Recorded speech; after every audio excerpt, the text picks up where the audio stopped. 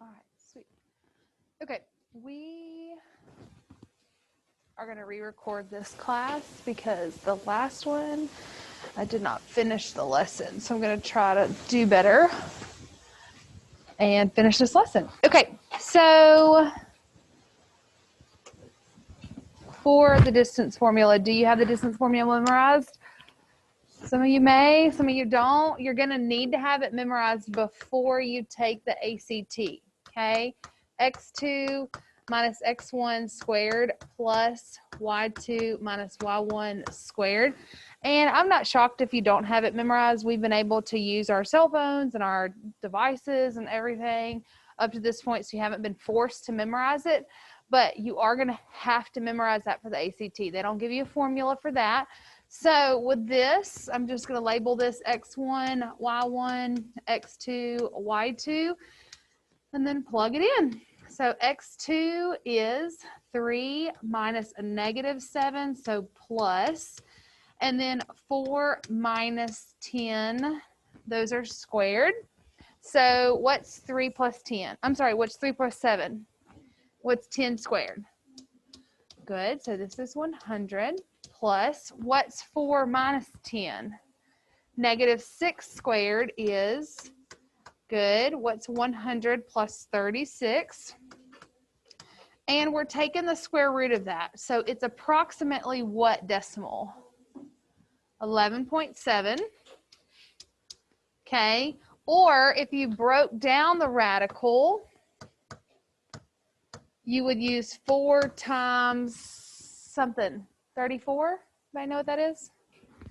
Is it 34? 136 divided by 4?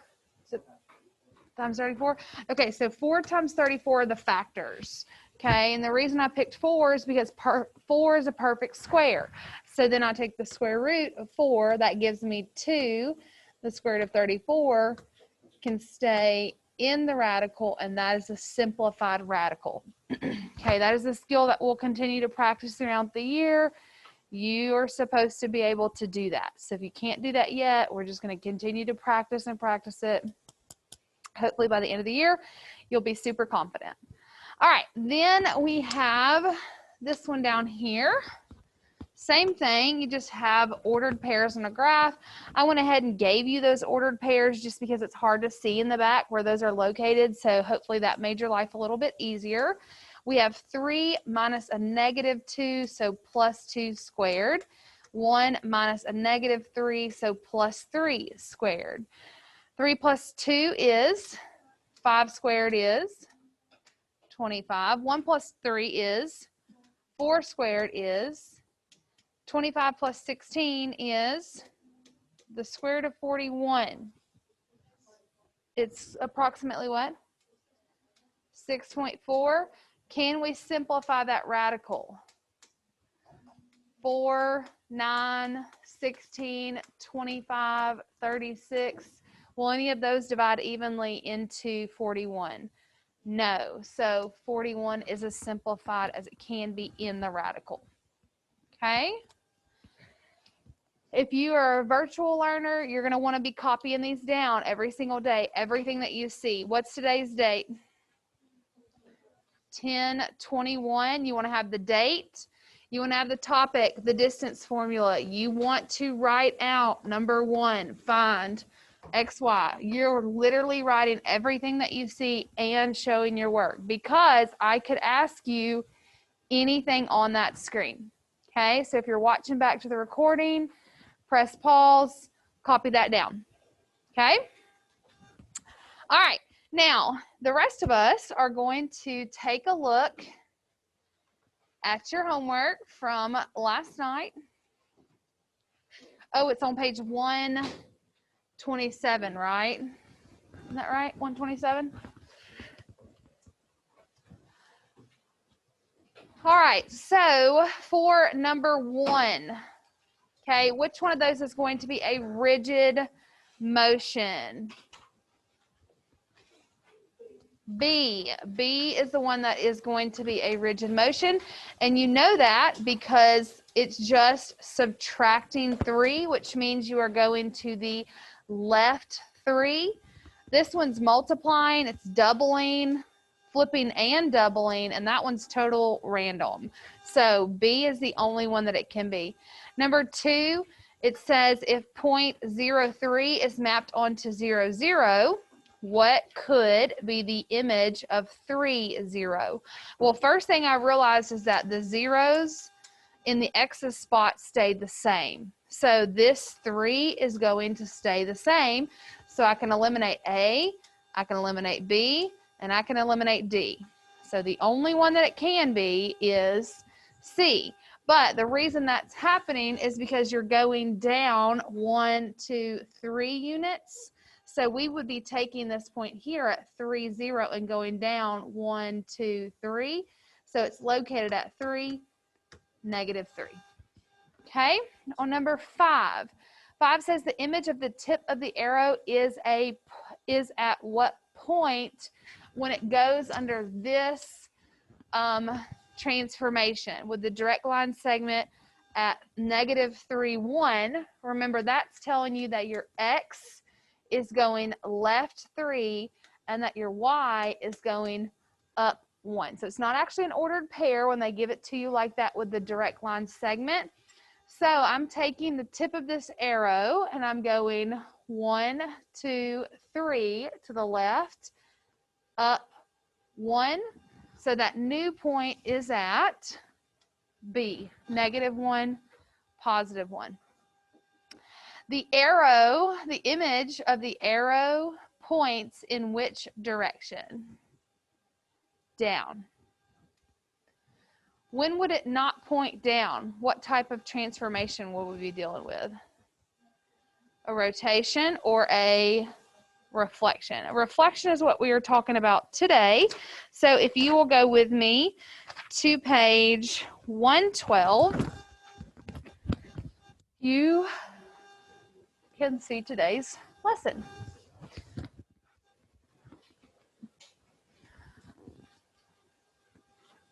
Maybe not. All right, so we are specifically talking about reflections today. So we've first of all started out this whole lesson 9 with just transformation in general, just talking about what it's like to be a transformation. Then we had a specific lesson on translation, which is slides, and today's lesson is going to be specifically about reflections. Okay, so our learning targets are to perform reflections on and off the coordinate plane, and then we are also going to identify reflectional symmetry in plane figures. Okay, so if we're looking at page 112, it says Mr. Scott plans another transformation for the marching band. The sign of the y coordinate of each marcher changes from positive to negative. Maria, whose position is shown by the X in the diagram, moves from point 2, 4 to point 2, -4. So she's here at 2, 4, and then in the new transformation, she's at 2, -4. Because a lot of times students with shapes like a rectangle or something are like, looks like a slide. Looks like it slid down to me, okay? And it does look like a slide. But the thing that's happening, though, is that the specific location, like Maria, is not sliding down, okay? If Maria slid down and we had this shape, she would be down here at 8 or at 1, -8, which I can't draw a dot there for whatever reason, but that's where she would be, down there at the bottom, which she's not. Okay, she has been flipped and is now closer to the x-axis. So it says this type of transformation is called a reflection. Reflections are sometimes called flips because the figure is flipped like a pancake. On the coordinate plane, examples of reflections are defined by the functions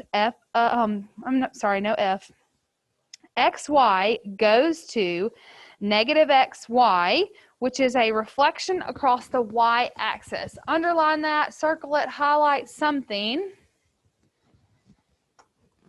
when the x becomes negative, you are reflecting over the y-axis.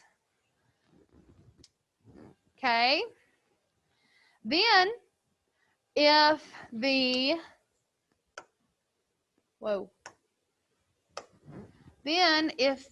y changes, you are reflecting over the x-axis.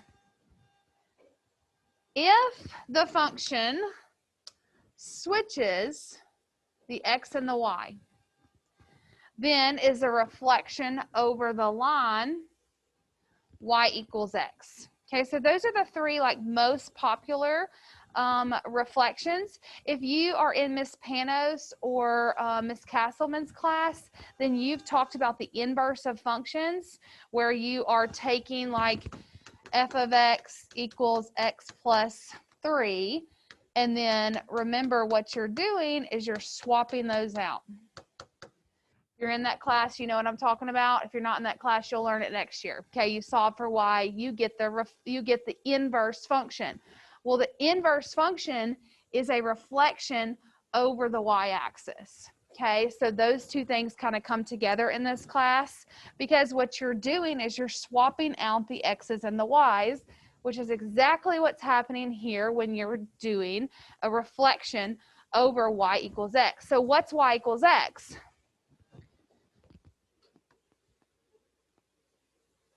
The linear parent function. It goes straight through the origin and then is at 1, 1, 2, 2, 3, 3. That's your linear parent function. Now, you can reflect over any line, okay? These are just the most popular. Most of the time you reflect over the x-axis or reflect over the y-axis, and occasionally you will reflect over the linear parent function, okay? So you can always pick those out based on it changing. So for me, if I change the x, I know I'm actually flipping over the y. So again, it's opposite of the way that it appears. X is the one that's changing, but we're going over y. And we're going to see that in this lesson. It goes on to say, every reflection has a line of reflection, okay?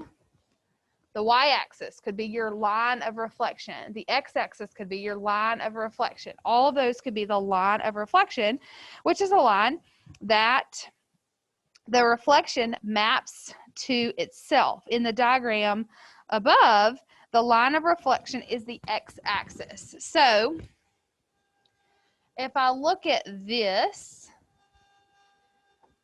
the x-axis right here is my line of reflection.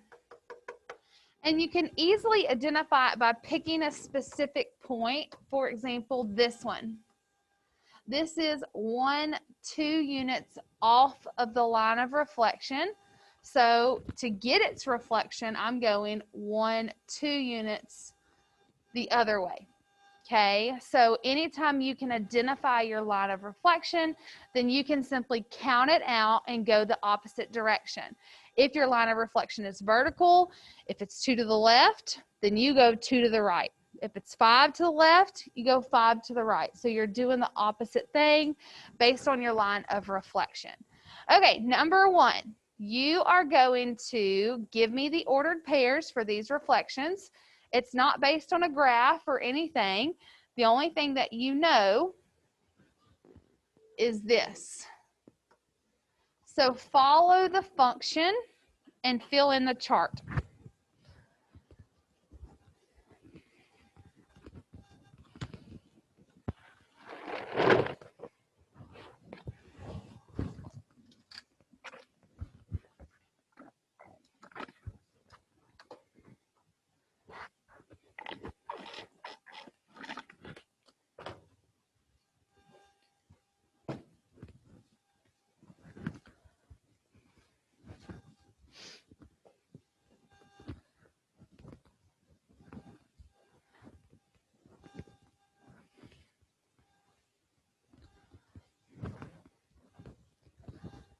Okay, so simply what you're doing is for this one, you're keeping your x's the same.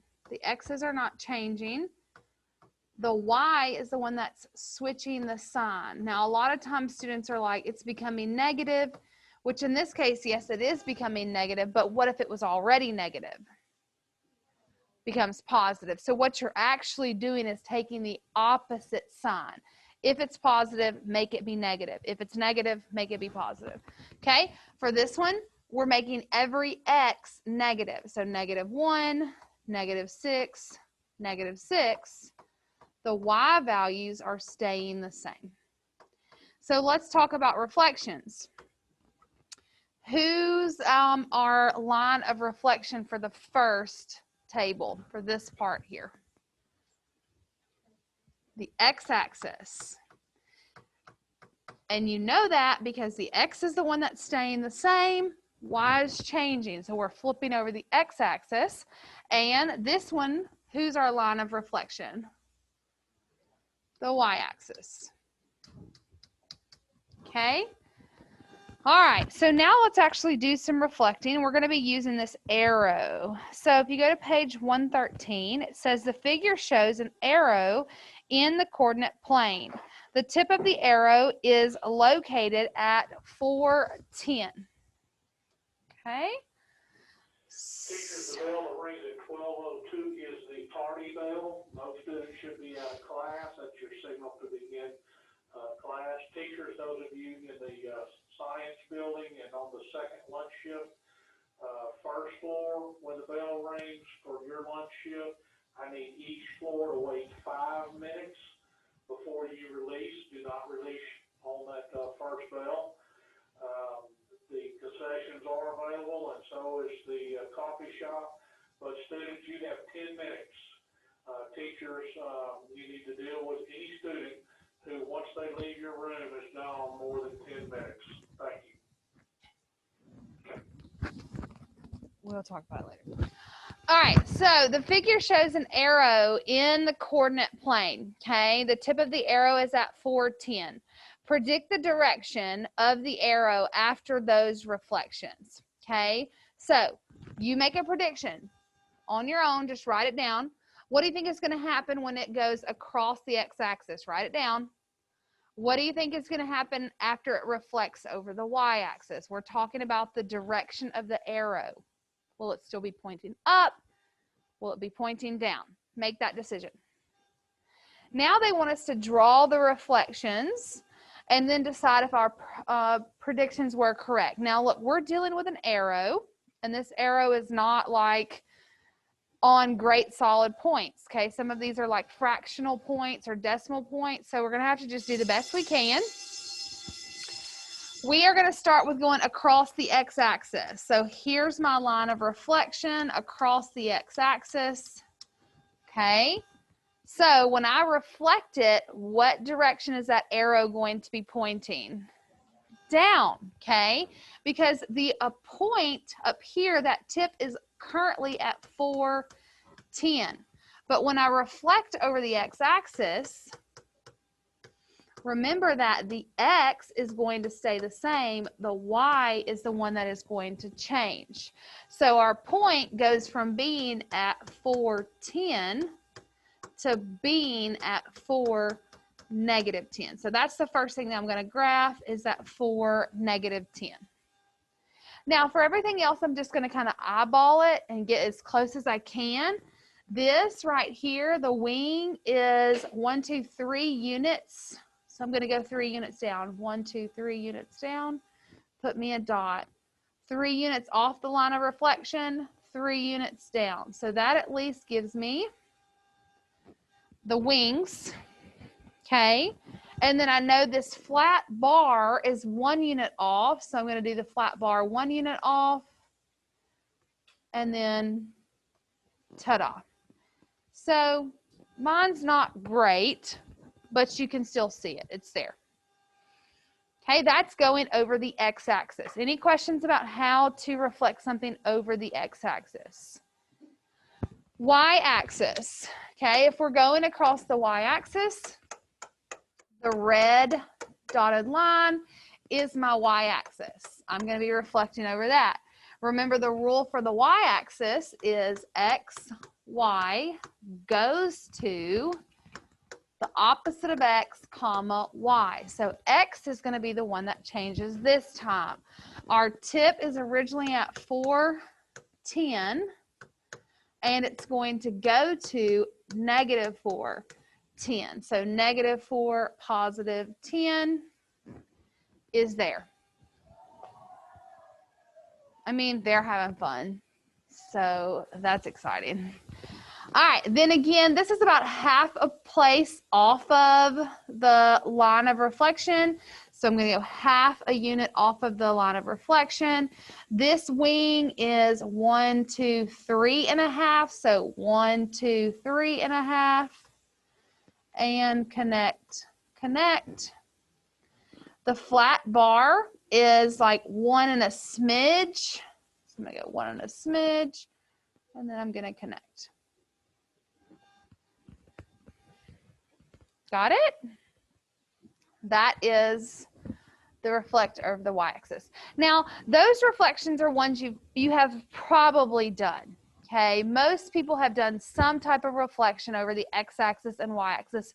Those are more that we are, you know, kind of used to, or that are more common. So did you make the correct predictions? Yeah, if it goes over the x-axis, it's going to be down. If it goes over the y-axis, it's still going to be up. Okay, now look at number 4.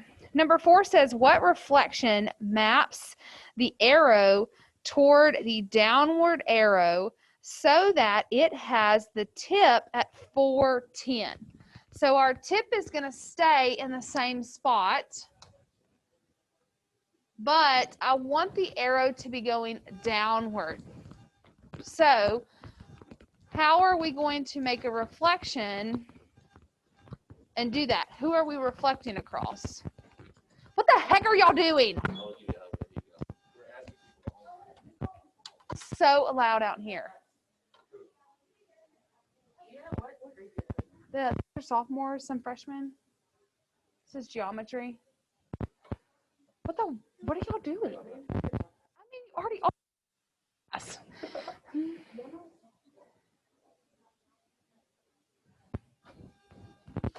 What is even happening? I don't know what they're doing. These are all seniors. I bet they're with K-Bird. I bet that's who these are. What are y'all doing? Oh, K-Bird. You probably don't. Hey, y'all. You asked for boys. Do you know anybody in there? What? Okay.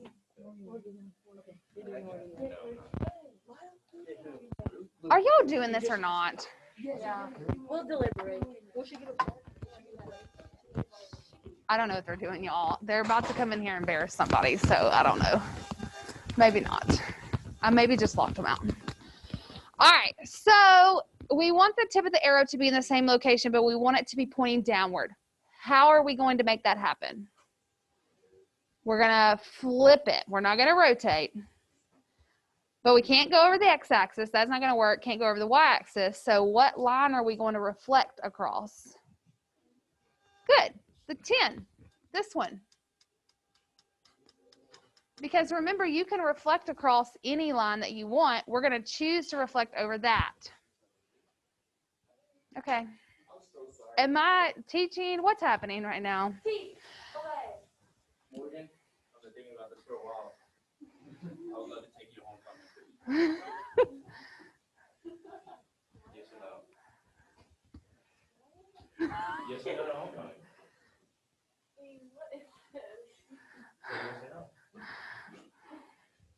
You have to say yes, it's Luke. Yes! Luke's a stud. Bye, y'all. You're going to be in a video. I hate to tell you that. I'm very sorry. You're going to be in the video. All right, so we're going to go over that line. If a horizontal line here, how do we label that line? We got to give it an equation. Not x equals. y equals 10. So that's going to be y equals 10. So we are going to do the reflection. What question are we on? Number 10? Number 4? Number 4 down here is going to be over y equals 10. So we're going to reflect over y equals 10, which allows us to make the arrow go this direction. And I'm just sketching this out. It's not excellent, but it's going to flip over that line. What I want you to see right here is that you can reflect over any line, okay? So, yeah, we did a horizontal line. We could also do a vertical line, okay? It doesn't have to just be the x-axis or the y-axis. It can be whichever line you want it to be. It can also be a line that has slope and a y-intercept. So if you wanted to reflect over y equals mx plus b with whatever m and whatever b you wanted, you can do that, okay? There are ways that you can reflect over those. It's just more common for us to reflect over the x-axis and the y-axis, okay? Questions about that? Yes, ma'am.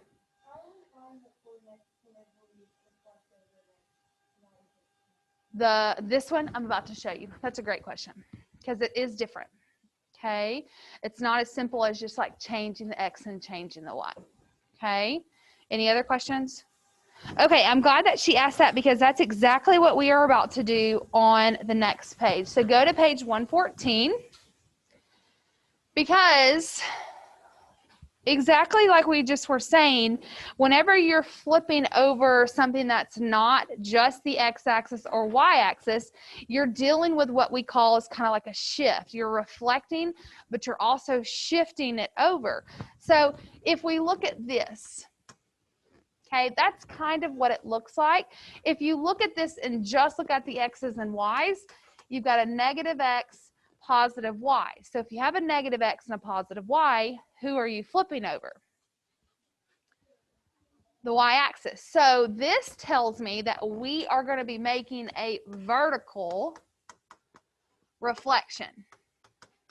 Okay, so we're reflecting over something vertical. I don't know exactly where, but somewhere it's going to be a vertical reflection because x is the one that has that negative in front of it. Okay, now you have this 8 in front of that. That is what is causing us to move to a different location because it's not just simply a reflection over the x-axis because we have to take into consideration that 8. So let's practice that. Let's just kind of figure it out together. I'm going to start by identifying as many good points on this arrow as I can. So the first point I'm going to identify is the tip of the arrow, which is at 4, 5. What's another good point that we can roughly use? 2, 4, 2, 6. Let's do right in the middle of that flat bar. So that would be at 0, 5. Okay. So I just picked some good points. I've got the 2 wings and then this flat part right there, just so I've got 4 different spots. Now, what you're going to do is you're going to apply the rule, the function rule that they gave us, and we're going to do 8 minus the x, comma, y. So what is 8 minus 4? Okay, what is 2 minus, I'm sorry, what's 8 minus 2? 8 minus 2 and 8 minus 0. Okay, and then the y values, what happens with your y's? They stay the same because remember, we're not moving the direction of the x-axis, we're flipping vertically, okay? So then we're going to just plot those out. Let me change color pens. So 4, 5 goes to 4, 5. So it didn't move. Then 2, 4 goes to 6, 4. That's that part. Then 2, 6 goes to 6, 6. And then 0, 5 goes to 8, 5. That's the flat part of the bar. We're coming and sketching this. So do we have a reflection? Yes. Okay. Which vertical line did we reflect over? Good. This 4 right here.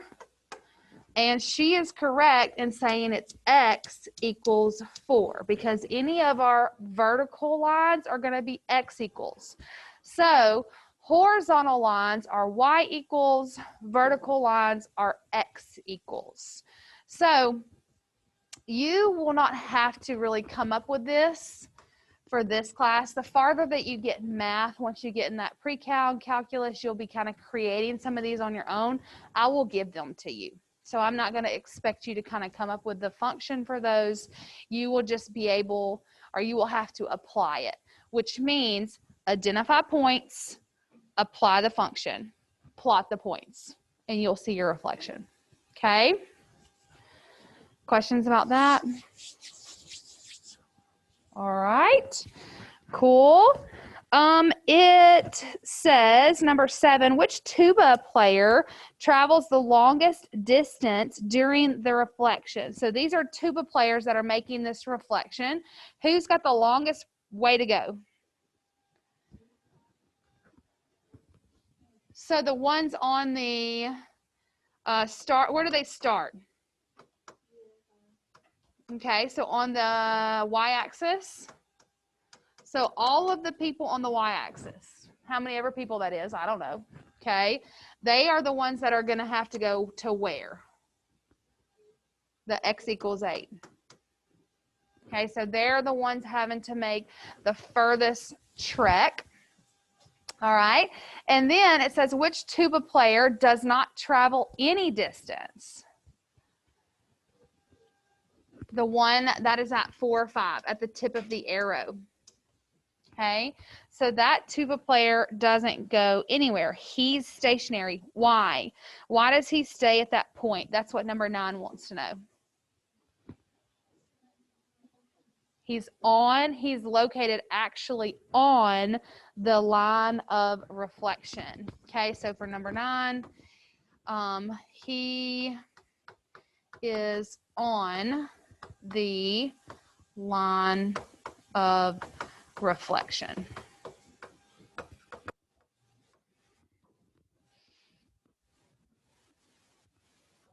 Okay, now we are not doing page 115, so you can skip that page. I do want you to look at page 116. We need to use that quadrilateral. So this is quadrilateral A, B, C, and D, and we're not actually going to be doing anything with it. I just need you to be looking at that while I read to you from page 117. So page 117 says, look again at the quadrilateral A, B, D, C. Okay, so A, B, D, C. It is constructed, or it was constructed by a reflection of a figure, which means it has reflectional symmetry, which I'm going to tell you in a second what that is. So it says it does have reflectional symmetry. Line segment BC is the line of symmetry for figure A.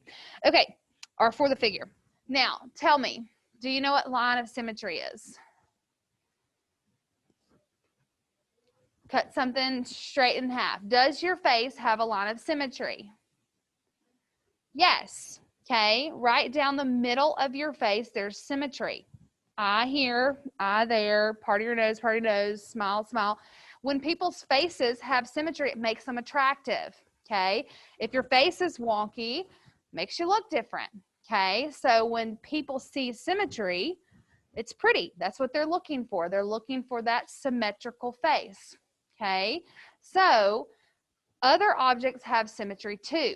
Some have more lines of symmetry than others. So we've already identified this of our face. Can I cut my face this way symmetrically? No, if I had a smile on my forehead, like I would look weird. Okay, that is not okay for us to have symmetry. basically what I'm saying is, like, if you do have a line of symmetry, it maps onto itself. This eye maps to this eye.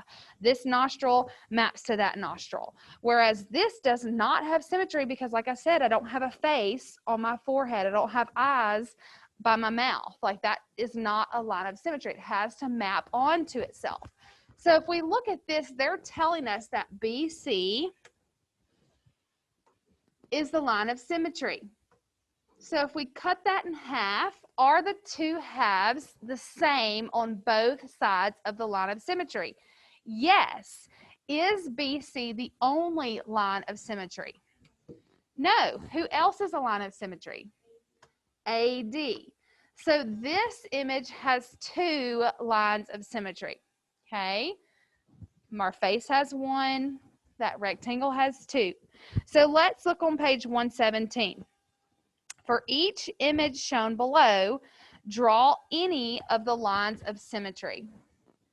Our first one is a triangle. How many lines of symmetry does a triangle have? Okay, well, it definitely has this one. Okay, does it have anything else? Triangles are tricky because not all triangles are the same.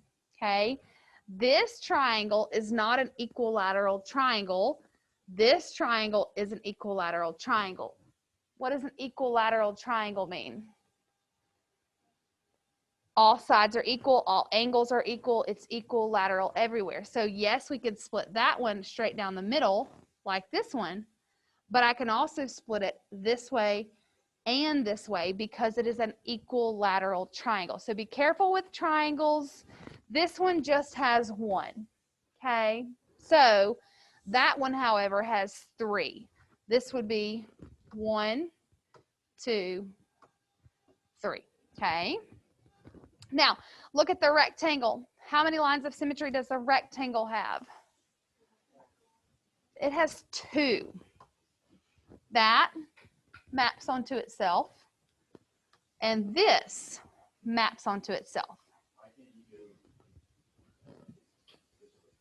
Okay, that's a good question. If we cut it this way, these two pieces won't map onto each other perfectly. Let me show you with a piece of paper. Okay, this piece of paper kind of is just like that. Okay, if I cut it straight down the diagonal, I'm going to have to borrow your desk.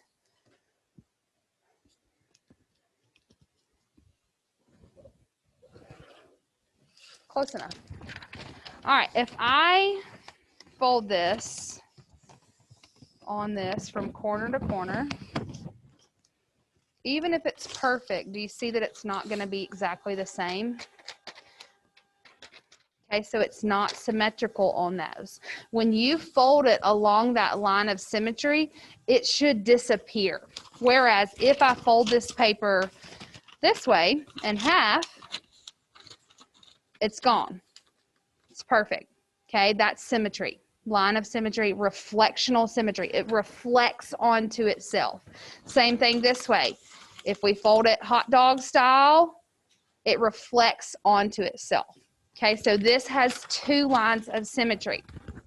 What about this star right here? Counted 6. Let me erase this before I confuse somebody. This one has 1, 2. All right, so let's see if I can find 6. There's 1. There's 2.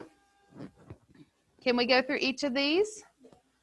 So that'd be 3, 4. If we go here, yeah.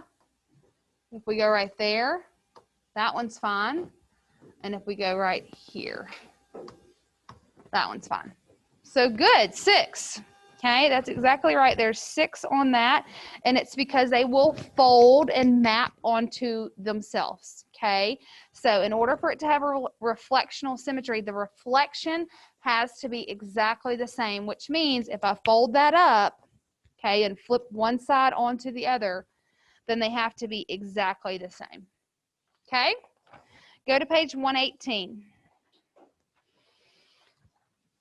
On page 118, it says match the figures to their number of lines of symmetry. So figure out who's got 1, 2, 4, and infinite. Don't say them. Just think about it.